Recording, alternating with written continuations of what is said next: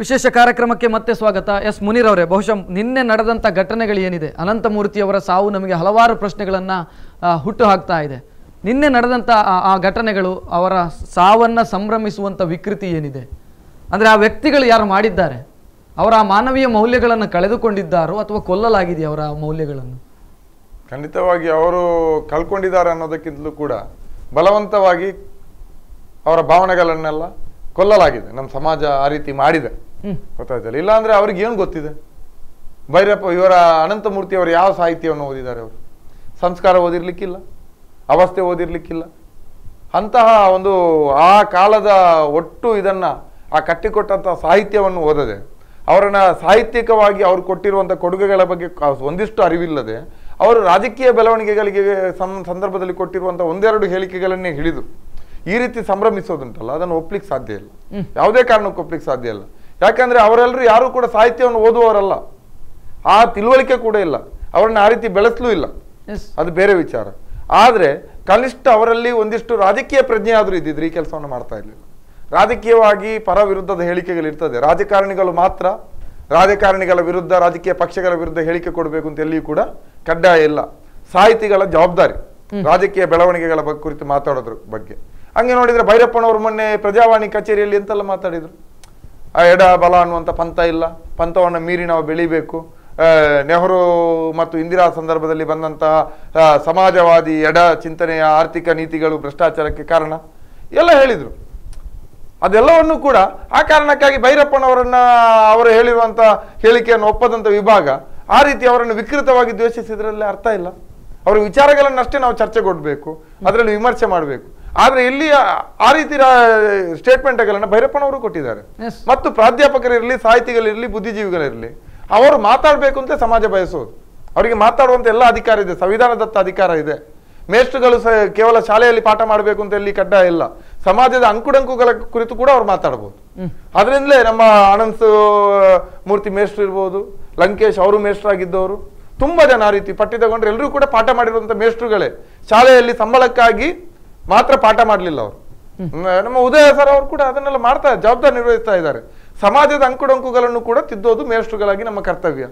ಸಾಹಿತಿಗಳಾಗಿ ನಮ್ಮ ಸಾಹಿತ್ಯದಲ್ಲಿ ಅದನ್ನು ಕೊಡೋದ್ರ ಜೊತೆಯಲ್ಲಿ ಮೇಷ್ಟ್ರುಗಳಾಗಿ ನಾವು ಈ ಸಮಾಜವನ್ನು ತಿದ್ದುವ ಪ್ರಯತ್ನವನ್ನು ಮಾಡ್ತೀವಿ ಅಂತ ಮಾಡಿದ್ದಾರೆ.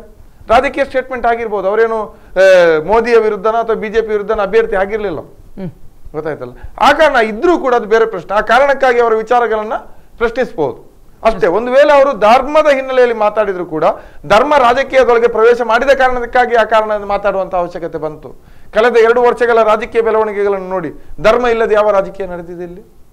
ನಮ್ಮ ಜಿಲ್ಲೆ ಇರಲಿ, ನಮ್ಮ ರಾಜ್ಯ ಇರಲಿ, ನಮ್ಮ ದೇಶ ಇರಲಿ, ಅಥವಾ ಈಗ ದೇಶದಲ್ಲಿ ನಡೀತಾ ಇರುವಂತಹ ಬೇರೆ ಬೇರೆ ಉತ್ತರ ಭಾರತದ ಬೆಳವಣಿಗೆಗಳನ್ನು ನೋಡಿ, ಹಿನ್ನೆಲೆಯಲ್ಲಿ ನಡೀತಾ ಇರೋದೇನು? ಹಿನ್ನೆಲೆ ಬಿಡಿ, ಮುನ್ನೆಲೆಯಲ್ಲೇ ಧರ್ಮ ನಡೀತಾ ಇದೆ. ಅಂತಹ ಸಂದರ್ಭದಲ್ಲಿ ಒಬ್ಬ ಸಾಹಿತಿ ಆ ರೀತಿಯ ಧರ್ಮದ ದುರುಪಯೋಗದ ವಿರುದ್ಧ, ನಮ್ಮ ಸಂವಿಧಾನ ಹೇಳುತ್ತೆ ಯಾವುದೇ ಕಾರಣಕ್ಕೂ ಧರ್ಮವನ್ನು ರಾಜಕೀಯದಲ್ಲಿ ಬಳಸಬಾರ್ದು ಅಂತ, ಅವರು ಬಳಸ್ತಾ ಇದ್ದಾರೆ. ಇವರು ಆ ಕಾರಣಕ್ಕಾಗಿ ಅದನ್ನು ವಿರೋಧಿಸಿದ್ದಕ್ಕಾಗಿ ಈ ಹುಡುಗರ ತಲೆಯಲ್ಲಿ ದ್ವೇಷವನ್ನು ತುಂಬಿಸ್ಲಿಕ್ಕೆ ಏನು ಹೇಳ್ತಾ ಇರೋದು? ಹುಡುಗರಿಗೆ ರಾಜಕೀಯ ವಿಚಾರಗಳನ್ನ ಹೇಳ್ತಾ ಇಲ್ಲ. ಅನಂತಮೂರ್ತಿ ನಮ್ಮ ದೇವರಿಗೆ ವಿರುದ್ಧ, ನಮ್ಮ ಧರ್ಮಕ್ಕೆ ವಿರುದ್ಧ, ಅವರು ಇನ್ನೊಂದು ಧರ್ಮದ ಪರವಾಗಿದ್ದಾರೆ. ಅವರ ಸಾಹಿತ್ಯವನ್ನು ಓದಲ್ಲ, ಅವರ ಹೇಳಿಕೆ ಹಿಂದೆ ಇರುವಂತಹ ಸಾಮಾಜಿಕ ಕಳಕಳಿಯನ್ನ ಅರ್ಥ ಮಾಡಲ್ಲ. ಸ್ಟೇಟ್ಮೆಂಟ್ಗಳಿಗೆ ಒಂದು ರೀತಿಯಲ್ಲಿ ಫ್ರೇಮ್ ಅನ್ನ ಇಟ್ಟು ಆ ಸ್ಟೇಟ್ಮೆಂಟ್ಗಳಿಗೆ ಅಷ್ಟೇ ಸೀಮಿತವಾಗಿ ಚರ್ಚೆ ಮಾಡೋದು. ಆ ಸ್ಟೇಟ್ಮೆಂಟ್ ಆಚೆ ಏನು ಹೇಳಿದ್ದಾರೆ, ಈಚೆ ಏನು ಹೇಳಿದ್ದಾರೆ, ಹಿಂದೆ ಏನು ಹೇಳಿದ್ದಾರೆ, ಮುಂದೆ ಏನು ಹೇಳಿದ್ದಾರೆ ಅಂತ ಏನಿಲ್ಲದೆ ಕೇವಲ 4 ವಾಕ್ಯಗಳನ್ನು ಇಟ್ಟು ಹುಡುಗರ ತಲೆ ಕೆಡಿಸೋದು. ಆ ಹುಡುಗರಿಗೆ ಏನು ಗೊತ್ತಿಲ್ಲ. ಆ ತಲೆ ಕೆಡಿಸಿದವರು ಇವತ್ತು ಕಂಬನಿ ಸುರಿಸ್ತಾ ಇದ್ದಾರೆ. ಹೋಗಿ ನಮ್ಮ ಅನಂತಮೂರ್ತಿಯವರ ಪಾರ್ಥಿವ ಶರೀರಕ್ಕೆ ಹೂಗುಚ್ಛವನ್ನು ಇಟ್ಟಿದೆ, ಸಂತಾಪ ಸೂಚನೆ ಮಾಡಿದ್ದಾರೆ. ಅವರ ಇದು ತುಂಬಲಾರದ ನಷ್ಟ ಅಂತ ಟ್ವೀಟ್ ಮಾಡಿದ್ದಾರೆ. ಆದ್ರೆ ಈ ಹುಡುಗರು ಅವರ ಶವಕ್ಕೆ ಸಂಭ್ರಮಾಚರಣೆ ಇವತ್ತು ಕೂಡ ಫೇಸ್ಬುಕ್ ಅಲ್ಲಿ ನೋಡ್ತಾ ಇದ್ದೇನೆ. Good news, good news, good news ಇಂಥದ್ದು ಬರ್ತಾ ಇದೆ. ಇಂತಹ ಒಂದು ಯುವ ಸಮುದಾಯವನ್ನು ಇಟ್ಕೊಂಡು ಏನು ನಾವು ಬಲಿಷ್ಠವಾದ ದೇಶವನ್ನು ಕಟ್ಟಲಿಕ್ಕೆ ಸಾಧ್ಯ ಇದೆ? ಯಾವ ಒಳ್ಳೆಯ ದಿನಗಳನ್ನು ಕಾಣಲಿಕ್ಕೆ ಸಾಧ್ಯ ಇದೆ? ಇವತ್ತು ನಮ್ಮ ಸಾರಾ ಅವರು ಮಾತಾಡ್ತಾ ಸಂತಾಪ ಸೂಚನೆ ಪ್ರತಿಭಟನಾ ಸಭೆಯಲ್ಲಿ ಹೇಳಿದ್ರು, ಇಂತಹ ಕಾಲದಲ್ಲಿ ನಾವು ಬದುಕ್ತಾ ಇದ್ದೀವಲ್ಲ, ಅವರನ್ನ ನಮ್ಮ ಸಮಾಜದಲ್ಲಿ ಅವರು ಬದುಕಿದ್ದಾರಂತಲ್ಲ ನಮ್ಗೆ ಆತಂಕ ಆಗ್ತಾ ಇರೋದು. ಇಂಥವರಿರುವ ಸಮಾಜದಲ್ಲಿ ನಾವು ಬದುಕ್ತಾ ಇದ್ದೀವಲ್ಲ ಅನ್ನೋಂಥ ಆತಂಕ ಕಾಡ್ತಾ ಇದೆ ಅಂತ ಸಾರಾ ಅಬೂಬಕರ್ ಹೇಳಿದ್ರು. ಎಸ್ ಸರ್, ನನಗೆ ಬಹುಶಃ ಸಾಹಿತಿಯಾದವರು ರಾಜಕೀಯದಲ್ಲಿ ಮೂಗು ತೂರಿಸಬಾರದು, ಆ ರೀತಿ ಅಲಿಖಿತ ನಿಯಮಗಳೇನಾದ್ರೂ ಇದೆಯಾ? ನೋಡಿ, ಬಹುಶಃ ಶಿವರಾಮ ಕಾರಂತರು ಒಟ್ಟಿಗೆ ನಿಂತಿದ್ದಾರೆ ಅಂತ ನಾನು ಕೇಳಿ ಬಲ್ಲೆ. ಅವರು ಹೇಳಿಕೆಗಳನ್ನು ಕೊಡ್ತಾ ಇದ್ರು ಪರಿಸರ ಸಂಬಂಧಿ ವಿಚಾರಗಳಿಗೆ. ಅವರು ಸಂವೇದನಾಶೀಲರಾಗಿ ಹೇಳಿಕೆಗಳನ್ನು ಕೊಡ್ತಾ ಇದ್ದಂತರು. ಆದರೆ ಅನಂತಮೂರ್ತಿ ಅವರು ಕೊಟ್ಟರೆ ಅದು ತಪ್ಪು ಅಥವಾ ರಾಜಕೀಯವಾಗಿ ಮಾತಾಡಲೇಬಾರದು ಒಬ್ಬರು ಸಾಹಿತಿ? ಈಗಿನ ವ್ಯವಸ್ಥೆ ಏನು ಬಯಸ್ತಾ ಇದೆ ಅಂತ ಹೇಳಿದರೆ, ಏನು ಆಲ್ರೆಡಿ ಅಥವಾ ಏನು ನಮ್ಮ ಒಂದು ಸ್ಥಾಪಿತ ಹಿತಾಸಕ್ತಿಗೆ ಒಪ್ಪಿಗೆ ಆಗುವಂತಹ ಮಾತುಗಳನ್ನು ಸಾಹಿತಿ ಮಾತಾಡಿದರೆ ಅದನ್ನು ಒಪ್ಪಬಹುದು. ಬಹುಶಃ ಭೈರಪ್ಪನವರ ಕೆಲವು ಕೃತಿಗಳನ್ನು ಕೆಲವು ಸಂಘಟನೆಗಳು ಹೇಗೆ ಬಹಳ ಉತ್ಸಾಹದಿಂದ ಅತಿ ಉತ್ಸಾಹದಿಂದ ಪ್ರಚಾರವನ್ನು ಮಾಡಿದರು. ಯಾಕೆಂತ ಹೇಳಿದರೆ ಒಂದು ಇಸಮ್ಮಿಗೆ ಅದು ಕಾಂಟ್ರಿಬ್ಯೂಟ್ ಮಾಡೋದಿಲ್ಲ. ಆದರೆ ಅದನ್ನು ಪ್ರಶ್ನಿಸುವಂತಹ ಅನಂತಮೂರ್ತಿಯವರ ಮಾತುಗಳನ್ನು ಬಹಳ ನಿಕೃಷ್ಟವಾಗಿ ಖಂಡಿಸುವಂಥ ಒಂದು ಪ್ರವೃತ್ತಿಯನ್ನು ನಾವು ನೋಡಿದ್ದೀವಿ. ಬಹುಶಃ ಮುನೀರ್ ಹೇಳ್ತಾರೆ ಫೇಸ್ಬುಕ್ಕಲ್ಲಿ. ಇದು ಇವತ್ತು ಏನಾಗ್ತಾ ಇದೆ ಅಂತ ಹೇಳಿದರೆ, ಈಗ ನನ್ನ ಸಿದ್ಧಾಂತ ಅಥವಾ ನಾನು ಪ್ರತಿಪಾದಿಸುವ ನೀತಿ ಅಥವಾ ಮೋದಿಯವರ ಆರ್ಥಿಕ ನೀತಿ ಇರ್ಬೋದು, ರಾಜಕೀಯ ನೀತಿ ಇರ್ಬೋದು, ಅದರಲ್ಲಿ ನಿಜವಾಗಿಯೂ ಗಟ್ಟಿತನ ಇದೆ ಅಂತೇಳಿ ಆದರೆ ಅವರು ಟೀಕೆಗೆ ಅದನ್ನು ಯಾಕೆ ಒಡ್ಡಿಕೊಳ್ಳಬಾರ್ದು? ಈಗ ನಾವು ಯಾವ ಒಂದು ಪಕ್ಷವನ್ನು, ಕಾಂಗ್ರೆಸ್ ಪಕ್ಷ ಇರ್ಬೋದು, ಸಮಾಜವಾದಿ ಪಕ್ಷ ಇರ್ಬೋದು, CPM ಇರ್ಬೋದು, ಇನ್ನೊಂದು ಇರ್ಬೋದು, ಆಮ್ ಆದ್ಮಿ ಇರ್ಬೋದು, ಆ ಒಂದು ಪಕ್ಷಕ್ಕೆ ಒಂದು ಸರಿಯಾದಂಥ ಸಿದ್ಧಾಂತ, ಒಂದು ಸರಿಯಾದಂತಹ ಕಾರ್ಯಕ್ರಮ, ಒಂದು ಸರಿಯಾದಂಥ ಒಂದು ಎಜೆಂಡಾ ಇದ್ದರೆ ಅದರ ಬಗ್ಗೆ ದೇಶಾದ್ಯಂತ ಒಂದು ಚರ್ಚೆ ನಡೀಬೇಕಾಗ್ತದೆ. ಯಾಕಂದರೆ ಒಂದು ದೇಶವನ್ನು ಆಳಲಿಕ್ಕೆ ಹೊರಟ ವ್ಯಕ್ತಿ ಅಥವಾ ಒಂದು ಪಕ್ಷ ಅದರ ಪ್ರಣಾಳಿಕೆ ಏನಿದೆ, ಅದರ ಸಿದ್ಧಾಂತ ಏನಿದೆ, ಅದರ ಕಾರ್ಯ ಏನಿದೆ, ಅದನ್ನು ಎಲ್ಲರಿಗೆ ಹೇಳಬೇಕಲ್ಲ. ಅದರಲ್ಲಿ ಅದು ನಿನಗಲ್ಲ ನನಗೆ ಅಂತ ಹೇಳುವಂಥ ಪ್ರಶ್ನೆ ಬರಲ್ಲ. ನಾವೆಲ್ಲರೂ ಕೂಡ ನಾಗರಿಕನಾದವನಿಗೆ, ಈ ದೇಶದಲ್ಲಿ ಹುಟ್ಟಿದವರಿಗೆ ಎಲ್ಲರಿಗೂ ಕೂಡ ಎಲ್ಲರನ್ನೂ ಟೀಕಿಸುವಂತಹ ಒಂದು ಮೂಲಭೂತ ಹಕ್ಕಿದೆ. ಆದರೆ ಆ ಟೀಕೆ ರಚನಾತ್ಮಕವಾಗಿರ್ಬೇಕು.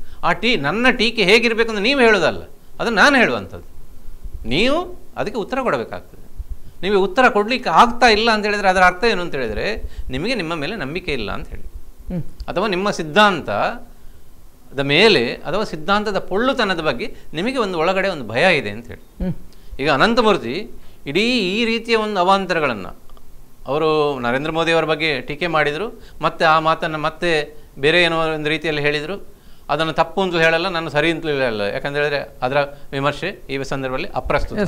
ಆದರೆ ಒಂದು ಮನಸ್ಸಿನಲ್ಲಿ ಹುಟ್ಟಿದ ಮಾತನ್ನು ಹೇಳಿದ ತಕ್ಷಣ ಅದು ದೊಡ್ಡ ಅಪರಾಧ ಅಂತ ಹೇಳುವಂಥ ರೀತಿಯಲ್ಲಿ ಇಡೀ ಒಂದು ಗುಂಪೆ ಒಟ್ಟಾಗಿ ಮುಗಿ ಬೀಳುವಂಥದ್ದು ಇದೆಯಲ್ಲ, ಇದು ಎಲ್ಲೋ ಒಂದು ಕಡೆ ನಮ್ಮ ಸಮಾಜ ದಾರಿ ತಪ್ತಾ ಇದೆ ಅಂತ ಹೇಳೋದ್ರ ಒಂದು ಸಂಕೇತ. ಎರಡನೇದಾಗಿ ಇವತ್ತು ಫೇಸ್ಬುಕ್ ಇರೋದು, ಟ್ವಿಟರ್ ಇರೋದು, ಸಾಮಾಜಿಕ ಜಾಲತಾಣಗಳಿರ್ಬೋದು. ಬಹುಶಃ ಇದನ್ನು ಒಂದು ಸರಿಯಾದ ರೀತಿಯಲ್ಲಿ ಅಧ್ಯಯನ ಮಾಡಿದರೆ ಇದು ಸಮಾಜದ ಪ್ರತಿಫಲನ ಅಲ್ಲ, ಯಾರೋ ಒಂದಷ್ಟು ಜನ ಕೂತ್ಕೊಂಡು ಅದನ್ನು ಹರಿಯ ಬಿಡುವಂಥದ್ದು. ಇದು ಒಂದು ವೃತ್ತಿ ಆಗ್ತಾ ಇದೆ. ಇದು ಒಂದು ರಾಜಕೀಯವಾದ ಅಲ್ಲಿ ಭಿನ್ನ ಧ್ವನಿಗಳನ್ನು ನಿಲ್ಲಿಸುವಂಥ ಒಂದು ಹುನ್ನಾರ. ನೀವು ಹೇಳ್ಬೋದು ಅನಂತಮೂರ್ತಿಯವರ ಬಗ್ಗೆ ಈ ಥರದ್ದೆಲ್ಲ ಒಪೋಸಿಷನ್ಸ್ ಬಂದು ಅಂತ. ನಿಜವಾಗಿಯೂ ಅವರು ಅನಂತಮೂರ್ತಿಯನ್ನು ಮಾತ್ರ ವಿರೋಧಿಸಲ್ಲ, ಅವರು ವಿರೋಧಪಡಿಸ್ತಾ ಇರೋದು ಒಂದು ವೈಚಾರಿಕ ಸಂಸ್ಕೃತಿಗೆ, ಯೋಚನೆ ಮಾಡುವಂಥ ಒಂದು ಸಂಸ್ಕೃತಿಗೆ, ಒಂದು ರೀತಿಯ ಚಿಂತನೆಗೆ.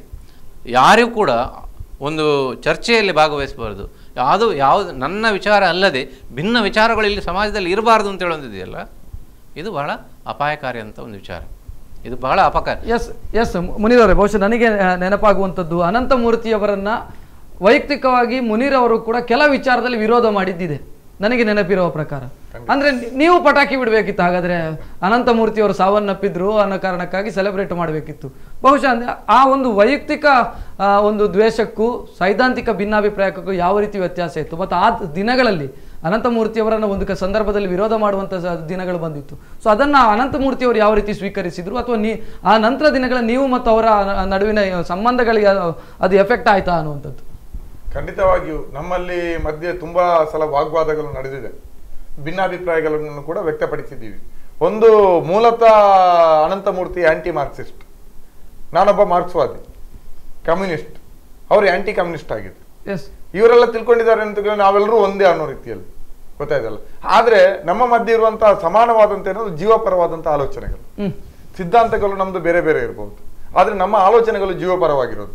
ಆ ಕಾರಣಕ್ಕಾಗಿ ನಮ್ಮಲ್ಲಿ ಎಷ್ಟೇ ವೈಚಾರಿಕವಾದಂತಹ ಸೈದ್ಧಾಂತಿಕವಾದ ಭಿನ್ನಾಭಿಪ್ರಾಯಗಳಿದ್ರೂ ಕೂಡ ಅವುಗಳನ್ನು ಮೀರಿ ನಾವು ಪರಸ್ಪರ ಗೌರವಿಸ್ತಾ ಇದ್ವಿ. ಸಮಾನವಾದಂಥ ವಿಷಯಗಳು, ಅದು ಸಮಾಜದ ಸೌಹಾರ್ದತೆಯ ಪ್ರಶ್ನೆ ಇರ್ಬೋದು, ಹಿಂಸೆಯ ವಿರುದ್ಧ ಆಗಿರ್ಬೋದು, ವಿಷಯಗಳು ಬಂದಾಗ ನಾವು ಜೊತೆಯಾಗಿ ನಿಂತಿದ್ವಿ. ಆಳ್ವಾಸ್ ನುಡಿಸಿರಿಗೆ ಅವರು ಬಂದ ಸಂದರ್ಭದಲ್ಲಿಯೂ ಕೂಡ 9ನೇ ನುಡಿಸಿರಿಯನ್ನ ಉದ್ಘಾಟನೆಗೆ ಅವರನ್ನು ಆಹ್ವಾನಿಸಿದ ಸಂದರ್ಭದಲ್ಲಿ ನಾವೆಲ್ಲರೂ ಮಂಗಳೂರಿನ ಎಡಪಂಥೀಯ ಹುಡುಗರು ಒಂದು ಕ್ಯಾಂಪೇನ್ ಮಾಡಿದ್ವಿ. ಅವರಿಗೆ ಪತ್ರ ಬರೆಯೋದು, ಬಹಿರಂಗ ಪತ್ರ ಮುಖಾಂತರ, ನೀವು ಅಲ್ಲಿ ಹೋಗಬಾರ್ದು, ಯಾವ ಕಾರಣಕ್ಕಾಗಿ ಹೋಗಬಾರ್ದು ಅಂತ ದೊಡ್ಡ ಚರ್ಚೆ ನಡೆದಿತ್ತು. ಈ ಇದರಲ್ಲಿ ಫೇಸ್ಬುಕ್ ಅಲ್ಲಿ ನಡೆದಿತ್ತು, ಬೇರೆ ಬೇರೆ ರೀತಿಯ ವೆಬ್ಸೈಟ್ಗಳಲ್ಲಿ, ಕನ್ನಡ ವೆಬ್ಸೈಟ್ಗಳಲ್ಲಿ ನಡೆದಿತ್ತು. ಆ ನಂತರ ಅವರ ಹಲವು ಕಾರ್ಯಕ್ರಮಗಳಿಗೆ ನಾವು ಹೋಗಿದ್ದೀವಿ, ಹಲವು ಕಾರ್ಯಕ್ರಮಗಳಿಗೆ ನಾವು ಅವ್ರನ್ನ ಆಹ್ವಾನಿಸಿದ್ದೀವಿ. ಅದೇನಿದ್ರು ಕೂಡ ಆ ಸಂದರ್ಭದಲ್ಲಿ ಆದಂತಹ ಚರ್ಚೆಯನ್ನು ಅವರು ಕೂಡ ಆರೋಗ್ಯಕ್ಕೆ ಅವರು ಎಲ್ಲಿಯೂ ಕೂಡ ನಾವು ಕೆಟ್ಟ ಭಾಷೆಗಳನ್ನ, ನೀವು ಸಾಯ್ಬೇಕು, ನೀವು ಹಾಳಾಗ್ಬೇಕು, ನೀವು ಬರ್ಬಾದಾಗಿ ಹೋಗ್ಬೇಕು ಅನ್ನುವಂಥ ಶಬ್ದಗಳನ್ನ ಬಳಸಿಲ್ಲ. ನಮ್ದು ಏನಿದ್ರು ಕೂಡ ವೈಚಾರಿಕ ಸಮಾಜವನ್ನು ಕಟ್ಟಬೇಕಾಗಿರೋದು ಕೂಡ ವೈಚಾರಿಕ ಸಂಘರ್ಷಗಳ ಮುಖಾಂತರ. ನಮ್ಮ ವಿಚಾರಗಳೇ ಸರಿ ಇರ್ಬೋದು, ಅದನ್ನು ಒಪ್ಪುವವರ ಸಂಖ್ಯೆ ಕಡಿಮೆ ಇರ್ಬೋದು, ಆದ್ರೆ ನಾವು ಅದಕ್ಕಾಗಿ ಅಸಹನೆಗಳನ್ನು ವ್ಯಕ್ತಪಡಿಸುವಂತ ಅವಶ್ಯಕತೆ ಇಲ್ಲ. ಅಷ್ಟು ದೊಡ್ಡ ಒಬ್ಬ ವ್ಯಕ್ತಿಯಾಗಿ ಅನಂತಮೂರ್ತಿ ನಮ್ಮ ಚಿಂತನೆಗಳನ್ನು ಸಂಪೂರ್ಣ ಒಪ್ತಾ ಇರ್ಲಿಲ್ಲ. ನಾವು ಕೂಡ ಅನಂತಮೂರ್ತಿ ಅಷ್ಟು ದೊಡ್ಡ ವ್ಯಕ್ತಿಯಾಗಿದ್ರು ಕೂಡ ಅವರ ಎಲ್ಲಾ ನಡೆಗಳನ್ನ ನಾವು ಒಪ್ತಾ ಇರ್ಲಿಲ್ಲ. ಕೆಲವು ವಿಷಯಗಳಲ್ಲಿ ಅವರು ಏನು ಮೇಲ್ಜಾತಿಯ ಚಿಂತನೆಗಳನ್ನ ಒಂದಿಷ್ಟು ಒಪ್ತಾರೆ, ಅವರಿಗೆ ಆ ಪ್ರೀತಿ ಇದೆ, ಅವರ ಬ್ರಾಹ್ಮಣ ಹುಟ್ಟು ಏನಿದೆ ಅದರ ಬಗ್ಗೆ ಅತಿಯಾದ ಪ್ರೀತಿ ಒಳಗೊಳಗೆ ಇದೆ. ಇಂತಹ ಚರ್ಚೆಗಳು ಪ್ರಗತಿಪರ ವಲಯದಲ್ಲೇ ಬಂದಿದೆ. ಅದರ ಬಗ್ಗೆ ಪರ ವಿರುದ್ಧಕ್ಕೆ ಚರ್ಚೆನೂ ಮಾಡಿದ್ದಾರೆ. ಅವರು ಉಡುಪಿಯಲ್ಲಿ ಪೇಜಾರ ಸ್ವಾಮೀಜಿ ಅವರ ಜೊತೆಯಲ್ಲಿ ತೀರ್ಥವನ್ನು ಸ್ವೀಕರಿಸಿದಾಗ, ಅವರ ಮಗುವಿಗೆ ನಾಮಕರಣ ಮಾಡಿದಾಗ, ಮನೆ ಒಳಗಡೆ ಗೃಹ ಪ್ರವೇಶದ ಸಂದರ್ಭದಲ್ಲಿ ಗೋವನ್ನ ತಂದ ಸಂದರ್ಭದಲ್ಲಿ, ಮತ್ತೆ ಅವರ ಪ್ರೀತಿಯ ಶಿಷ್ಯರ ಮದುವೆಯ ಸಂದರ್ಭದಲ್ಲಿ ನಡೆದಂತಹ ಆಚರಣೆಗಳಲ್ಲಿ ವೈದಿಕ ಆಚರಣೆಯಲ್ಲಿ ಭಾಗವಹಿಸಿದ್ದು, ಇವತ್ತು ಅವರ ಸಾವಿನ ಸಂದರ್ಭದಲ್ಲಿಯೂ ಕೂಡ ಅಂತ್ಯಕ್ರಿಯೆಯ ಸಂದರ್ಭದಲ್ಲಿ ನಡೆದಂತಹ ಆಚರಣೆಗಳ ಚರ್ಚೆಗಳಿದೆ, ಆಕ್ಷೇಪಗಳಿದೆ ಕೆಲವರಲ್ಲಿ. ಆದ್ರೆ ಅದು ಏನಂತ ವಿಚಾರಗಳಿಗೆ ಸಂಬಂಧಪಟ್ಟದ್ದು, ಅದರ ನಂತರದ ಅಷ್ಟಕ್ಕೆ ಸೀಮಿತ ಇರ್ತದೆ. ಆ ಭಿನ್ನಾಭಿಪ್ರಾಯಗಳನ್ನ ಇಟ್ಕೊಂಡೆ ಇನ್ನೊಂದು ಸಂದರ್ಭದಲ್ಲಿ ಸಮಾನ ವಿಷಯಗಳಲ್ಲಿ ನಾವು ಒಟ್ಟಾಗ್ತೀವಿ. ಮತ್ತು ಅವರ ಸಾಹಿತ್ಯ, ಅವರ ಮಾತು, ಅವರ ಕೃತಿ, ಅವರ ಪ್ರಬಂಧಗಳಲ್ಲಿ ಇರುವಂತಹ ಒಳ್ಳೆಯ ಆಲೋಚನೆಗಳು, ಅವ್ರು ಕೊಡುವಂತಹ ಒಳನೋಟಗಳ ಬಗ್ಗೆ ನಮ್ಗೆ ಯಾವ ತಕರಾರುಗಳು ಕೂಡ ಇಲ್ಲ. ಆ ರೀತಿ ಇರಬೇಕು ಅಂತ ನಾವು ಬಯಸೋದು. ಅದು ಈ ಎಡಪಂಥೀಯರ ಮಧ್ಯೆ ಇರುವಂತ ಬೇರೆ ಬೇರೆ ಗುಂಪುಗಳೆಲ್ಲ, ಸೋಷಿಯಲಿಸ್ಟ್ ಇರ್ಬೋದು, ಗಾಂಧಿವಾದಿಗಳಿರ್ಬೋದು, ಮಾರ್ಕ್ಸ್ವಾದಿಗಳಿರ್ಬೋದು, ಇವರ ಮಧ್ಯೆ ಮಾತ್ರ ಅಲ್ಲ, ಬಲಪಂಥೀಯರು ಅಂತ ಇದ್ದಾರೆ, ಧಾರ್ಮಿಕವಾದಿಗಳು, ಅವರು ಕೂಡ ಆ ಸಹನೆಯನ್ನ ಬೆಳೆಸ್ಕೊಂಡ್ರೆ ಮಾತ್ರ ಒಂದು ಆರೋಗ್ಯಕರ ಸಮಾಜ ಸರಿಯಾದ ದಿಕ್ಕಿನಲ್ಲಿ ನಡೀಲಿಕ್ಕೆ ಸಾಧ್ಯ. ಒಂದು ವೈಚಾರಿಕ ಸಂಘರ್ಷದ ಮುಖಾಂತರ ಒಂದು ಒಳ್ಳೆಯ ಸಮಾಜ ನಿರ್ಮಾಣಕ್ಕೆ ಸಾಧ್ಯ. ಆದ್ರೆ ಆ ವೈಚಾರಿಕ ಸಂಘರ್ಷದ ಬಗ್ಗೆ ಈ ವಿಭಾಗಕ್ಕೆ ಭಯ ಇದೆ. ಅದಕ್ಕಾಗಿ ಅವರು ಹುಡುಗರನ್ನ ಚೂ ಬಿಟ್ಟು ಆ ಚರ್ಚೆ ಇಲ್ಲದ ರೀತಿಯಲ್ಲಿ ಅವರನ್ನ ವ್ಯಕ್ತಿಗತವಾಗಿ ದ್ವೇಷಿಸುವ ಮುಖಾಂತರ ಒಂದು ಒಳ್ಳೆಯ ಸಮಾಜ ನಿರ್ಮಾಣ ಆಗಬಾರ್ದು ಅನ್ನುವಂತಹ, ಅಥವಾ ತಮ್ಮ ಸ್ಥಾಪಿತ ಹಿತಾಸಕ್ತಿಗೆ ಧಕ್ಕೆ ಬರಬಾರ್ದು ಅನ್ನೋ ಕಾರಣಕ್ಕಾಗಿ ಆ ಭಯದಿಂದ ಈ ರೀತಿ ಅಸಹನೆಯ ಒಂದು ವ್ಯವಸ್ಥೆಯನ್ನು ಸೃಷ್ಟಿ ಮಾಡ್ತಾರೆ. ಎಸ್ ಸರ್, ಅಂದ್ರೆ ನಾನು ಕೇಳಬೇಕು, ಈ ಸೈದ್ಧಾಂತಿಕ ಭಿನ್ನಾಭಿಪ್ರಾಯಗಳನ್ನು ಇಟ್ಟುಕೊಂಡು ಈಗ ನೀವು ಪ್ರತಿಪಾದಿಸ್ತಾ ಇರುವಂಥ ವಿಚಾರಗಳೇನಿದೆ ಅದು ನನಗೆ ಇಷ್ಟ ಆಗೋದಿಲ್ಲ, ಅಥವಾ ನಾನು ಹೇಳುವಂಥದ್ದು ನಿಮಗೆ ಇಷ್ಟ ಆಗೋದಿಲ್ಲ, ಇದನ್ನು ಇಟ್ಟುಕೊಂಡು ನನಗೆ ಮತ್ತು ನಿಮಗೆ ಪರಸ್ಪರ ಗೌರವ ಕೊಡೋದಕ್ಕೆ ಸಾಧ್ಯ ಆಗೋದಿಲ್ವಾ? ಸಾಧ್ಯವೇ ಇಲ್ಲದಂತ ಪರಿಸ್ಥಿತಿ ಇದೆಯಾ? ಯಾಕೆ ಆಗಬಾರ್ದು? ಯಾಕಂದ್ರೆ ಈಗಿನ ಪರಿಸ್ಥಿತಿ ನಮಗೆ ನೋಡಿದ್ರೆ ಹಾಗೆ ಅನಿಸ್ತಾ ಇದೆ. ಯಾಕೆ ಹೀಗೆ ಆಗ್ತಾ ಇದೆ ಅಂದರೆ, ಈಗ ನೋಡಿ, ನೀವು 60ರ 70ರ ದಶಕದ ಸಿನಿಮಾಗಳನ್ನು ನೋಡಿದರೆ ಸಾಮಾನ್ಯವಾಗಿ ಒಂದು ಕೊಂಪೆ ಇರ್ತದೆ ಹಳ್ಳಿಯ, ಅಲ್ಲಿ ಒಬ್ಬರು ಪ್ರೈಮರಿ ಶಾಲೆಗೆ ಮೇಷ್ಟ್ರು ಬರ್ತಾನೆ. ಮೇಷ್ಟ್ರು ಬಂದವನು ಅಲ್ಲಿ ಅನ್ಯಾಯ ಅತ್ಯಾಚಾರಗಳನ್ನು ನೋಡ್ತಾನೆ, ಆ ಸಮಾಜಕ್ಕೆ ತಿಳಿ ಹೇಳ್ತಾನೆ. ಆಮೇಲೆ ಊರಿನ ಜಮೀನ್ದಾರನೋ ಯಾರೋ ಗೌಡನೋ ಅದರ ವಿರುದ್ಧ ಒಂದು ದೊಡ್ಡ ಪ್ರತಿಭಟನೆ ಆಗ್ತದೆ. ಇನ್ನೆಲ್ಲ ಈ ಥರದ ಕೆಲವು ವಿಚಾರಗಳನ್ನು ನಾವು ಕಾಣ್ತಾ ಇದ್ದೀವಿ. ಅಂದರೆ ಇದನ್ನು ನಾನು ಕೆಲವು ಸಂಕೇತಗಳಾಗಿ ನೋಡ್ತಾ ಇದ್ದೇನೆ. ಅಂದರೆ ಶಿಕ್ಷಕ ಅಂತ ಹೇಳುವಂಥ ಒಂದು ವಿಚಾರವನ್ನು ಪ್ರತಿಪಾದಿಸುವನು, ಯೋಚನೆ ಮಾಡುವಂಥ ಒಂದು ಒಂದು ಒಂದು ಸಂಸ್ಕೃತಿಯನ್ನು ಒಂದು ಜನಸಮುದಾಯಕ್ಕೆ ಪರಿಚಯ ಮಾಡುವವನು. ಆದರೆ ದುರದೃಷ್ಟವಶಾತ್ ಇವತ್ತು ಆ ಸಂಸ್ಕೃತಿ ನಮ್ಮಲ್ಲಿ ಇಲ್ಲ. ಅದು ಶಿಕ್ಷಣದಲ್ಲಿ ಕೂಡ ಇಲ್ಲ, ಆಮೇಲೆ ಸಮಾಜದಲ್ಲಿ ಕೂಡ ನಾವು ನಶಿಸಿ ಹೋಗ್ತಾ ಇದ್ದೇವೆ. ಬಹುಶಃ ಆ ಥರದ ಸಿನಿಮಾಗಳನ್ನು ಅಥವಾ ಆ ಥರದ ವಿಷಯಗಳನ್ನು ನಾವಿವತ್ತು ಕಾಣ್ತವೇ ಇಲ್ಲ. ಹಿಂದೆ ಹುಡುಗರು ಅಥವಾ ಈ ಸಮಾಜದಲ್ಲಿ ಓದುವ ಒಂದು ಸಂಸ್ಕೃತಿ ಇತ್ತು. ಓದುವ ಸಂಸ್ಕೃತಿಯ ಮೂಲಕ ಬೇರೆ ಬೇರೆ ವಿಚಾರಗಳು, ವಿಭಿನ್ನ ರೀತಿಯ ವಿಚಾರಧಾರೆಗಳು ನಮಗೆ ಪರಿಚಯ ಆಗ್ತಾ ಇದ್ವು. ಅದರ ಬಗ್ಗೆ ಚರ್ಚೆ ನಡೀತಾ ಇತ್ತು, ಅದರ ಬಗ್ಗೆ ಡಿಬೇಟ್ಸ್ಗಳಾಗ್ತಾ ಇದ್ವು, ಅದರ ಬಗ್ಗೆ ಒಂದು ಸಮಾಜದಲ್ಲಿ ಒಂದು ಮುಖಾಮುಖಿ ಆಗುವಂಥ ಅವಕಾಶಗಳು ಬರ್ತಾ ಇತ್ತು. ಹಾಗಾಗಿ ಭಿನ್ನ ವಿಚಾರಗಳ ಬಗ್ಗೆ ಒಂದು ಪರಿಚಯ ಮನೆಯಲ್ಲಿ, ಶಾಲೆಯಲ್ಲಿ ಮತ್ತು ಸಮಾಜದಲ್ಲಿ ಆಗ್ತಾ ಇತ್ತು. ಆದರೆ ಈಗ ಅಲ್ಲಿ ಎಲ್ಲೋ ನಾವು ದಾರಿ ತಪ್ತಾ ಇದ್ದೇವೆ, ಅಲ್ಲಿ ಎಲ್ಲೋ ನಮ್ಮ ದಾರಿ ತಪ್ತಾ ಇದ್ದೇವೆ. ಹಾಗಾಗಿ ಏನು ಅಂತ ಹೇಳಿದರೆ ನಮಗೆ ಒಂಥರದ ಅಭದ್ರತೆ ಇದೆ, ಪ್ರತಿಯೊಬ್ಬರಿಗೂ ಕೂಡ ಒಂಥರದ ಅಭದ್ರತೆ ಇದೆ, ಒಂಥರದ ಭಯ ಇದೆ. ಈ ಭಯದ ಕಾರಣದಿಂದಾಗಲೇ ನಮಗೆ ಎಲ್ಲಿ ರಕ್ಷಣೆ ಸಿಗ್ತದೆ ಅಂತ ಜನ ಹುಡುಕ್ತಾ ಇದ್ದಾರೆ. ಮೇಲ್ನೋಟಕ್ಕೆ ನನಗೆ ಧರ್ಮದಲ್ಲಿ ಸಿಗ್ಬೋದು ಅಂತ ಅನಿಸ್ಬೋದು, ಅಥವಾ ನನಗೆ ಯಾವುದೋ ಒಂದು ನೀತಿಯಲ್ಲಿ ಸಿಗ್ಬೋದು ಅಂತ ಅನಿಸ್ಬೋದು. ಹಾಗಾಗಿ ಅದನ್ನು ಅಪ್ಪಿಕೊಳ್ಳಿಕ್ಕೆ ಜನ ಹೋಗ್ತಾ ಇರ್ತಾರೆ. ಕ್ಷಮಿಸಿ. ಸೊ ಇಂತಹ ಒಂದು ಭಯದ ಕಾರಣದಿಂದಾಗಿ, ಇಂತಹ ಒಂದು ಅಭದ್ರತೆಯ ಕಾರಣದಿಂದಾಗಿ ಪರಸ್ಪರರಲ್ಲಿ ಸಮಾಜದಲ್ಲಿ ಒಂದು ಅಪನಂಬಿಕೆಯ ವಾತಾವರಣ ಇವತ್ತು ಹುಟ್ಟುತ್ತಾ ಇದೆ. ಹಾಗಾಗಿ ಇನ್ನೊಂದು ವಿಚಾರ, ನಾನು ನಂಬಿರುವಂಥ ವಿಚಾರ, ನಿಮ್ಮ ವಿಚಾರವನ್ನು ನಾನು ನಂಬಿದರೆ ನನಗೆ ಎಲ್ಲಿಯಾದರೂ ನಾನು ನನ್ನ ನೆಲೆ ಕಳ್ಕೊಳ್ತೇನೆ ಅಂತ ಹೇಳುವಂಥ ಒಂದು ಭಯ ಏನಿದೆ, ಈ ಭಯದ ಕಾರಣದಿಂದಾಗಿ ನಾವು ಈ ಥರದ ಒಂದು ಸಂದರ್ಭದಲ್ಲಿ ನಾವು ಬದುಕ್ತಾ ಇದ್ದೇವೆ. ಆದರೆ ನಾವು ನೆನಪಿಟ್ಕೊಳ್ಬೇಕಾದ್ದೇನು ಅಂತ ಹೇಳಿದರೆ, ಸೊ ಈ ರೀತಿಯಲ್ಲಿ ನಾವು ಭಿನ್ನ ಧ್ವನಿಗಳನ್ನು ಅಥವಾ ಭಿನ್ನ ವಿಚಾರಗಳನ್ನು ನೋಡುವ, ಪರೀಕ್ಷಿಸುವ ಮತ್ತು ಅದರೊಟ್ಟಿಗೆ ಮುಖಾಮುಖಿಯಾಗುವಂಥ ಧೈರ್ಯವನ್ನು ತೋರದೇ ಇದ್ದರೆ ನಾವು ಭಾಳ ಮೇಲೆ ಏಳಲಿಕ್ಕೆ ಆಗದಿರುವಂಥ ಹೊಂಡಕ್ಕೆ ನಾವು ಬೀಳ್ತೇವೆ.